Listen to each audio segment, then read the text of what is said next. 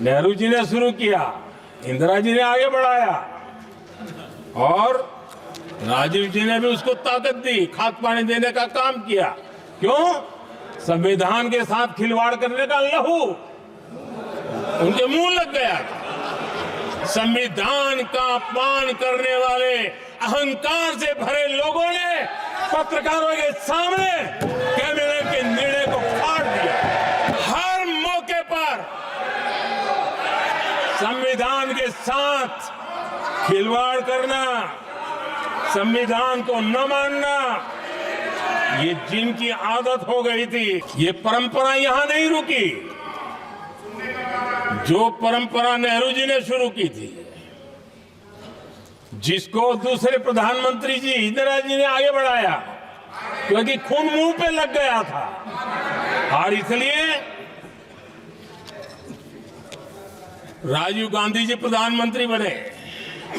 उन्होंने संविधान को एक और गंभीर झटका दे दिया।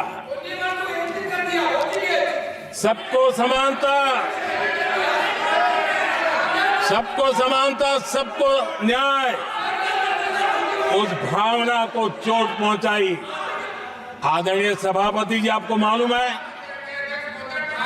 सुप्रीम कोर्ट ने शाहबानो का जजमेंट दिया था। एक भारत की महिला को न्याय देने का काम संविधान की मर्यादा और स्पिरिट के आधार पर देश की सुप्रीम कोर्ट ने दिया था।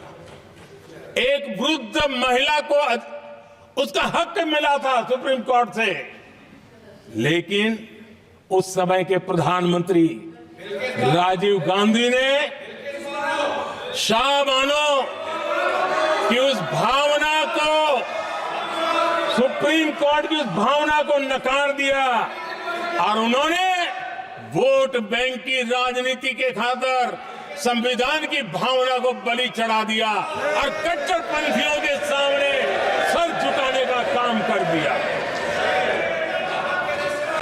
उन्होंने न्याय के लिए तड़प रही एक वृद्ध महिला को साथ देने के बजाय उन्होंने कट्टरपंथियों का साथ दिया। संसद में कानून बना करके सुप्रीम कोर्ट के निर्णय को फिर एक बार पलट दिया गया। आदरणीय सभापति जी, बात वहां से नहीं अटकी है। नेहरू जी ने शुरू किया, इंदिरा जी ने आगे बढ़ाया और राजीव जी ने भी उसको ताकत दी, खाद पानी देने का काम किया। क्यों? संविधान के साथ खिलवाड़ करने का लहू उनके मुंह लग गया था। आदरणीय सभापति जी, अगली पीढ़ी भी इसी खिलवाड़ में जुड़ी पड़ी है। एक किताब को मैं कोट कर रहा हूं। उस किताब में जो लिखा गया है, और उसमें प्रधानमंत्री उस समय के मेरे पहले जो प्रधानमंत्री थे उनको कोट किया है। उन्होंने कहा है, मुझे यह स्वीकार करना होगा कि पार्टी अध्यक्ष सत्ता का केंद्र है। ये मनमोहन सिंह जी ने कहा है, जो एक किताब में लिखा गया है। मुझे यह स्वीकार करना होगा कि पार्टी अध्यक्ष सत्ता का केंद्र है। सरकार पार्टी के प्रति जवाबदेह है। इतिहास में पहली बार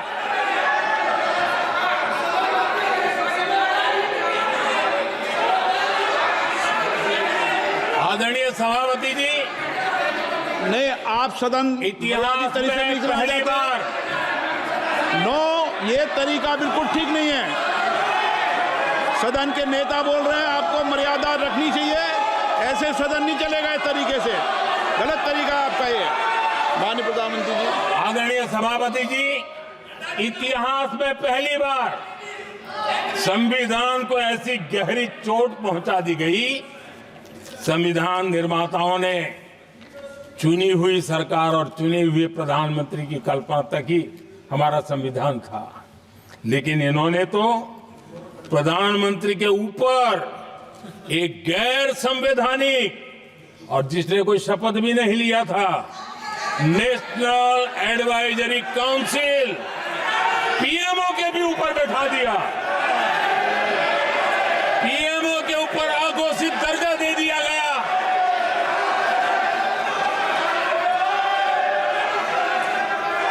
आदरणीय सभापति जी, इतना ही नहीं, और एक पीढ़ी आगे चले और उस पीढ़ी ने क्या किया?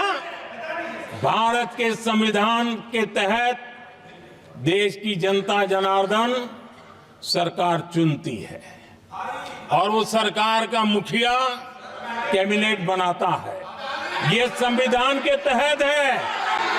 इस कैबिनेट ने जो निर्णय किया, संविधान का अपमान करने वाले अहंकार से भरे लोगों ने पत्रकारों के सामने कैबिनेट के निर्णय को फाड़ दिया। संविधान को हर मौके पर संविधान के साथ खिलवाड़ करना, संविधान को न मानना, ये जिनकी आदत हो गई थी। और दुर्भाग्य देखिए, एक अहंकारी व्यक्ति कैबिनेट के निर्णय को फाड़ दे और कैबिनेट अपना फैसला बदल दे। ये कौन सी व्यवस्था है? आदरणीय सभापति जी,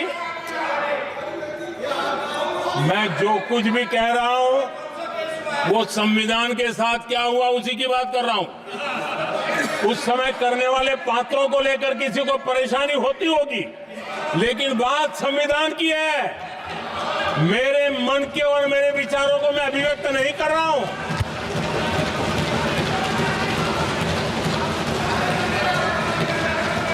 आदरणीय सभापति जी, कांग्रेस ने निरंतर संविधान की अवमानना की, संविधान के महत्व को कम किया। कांग्रेस इसके अनेक उदाहरणों से भरा पड़ा हुआ।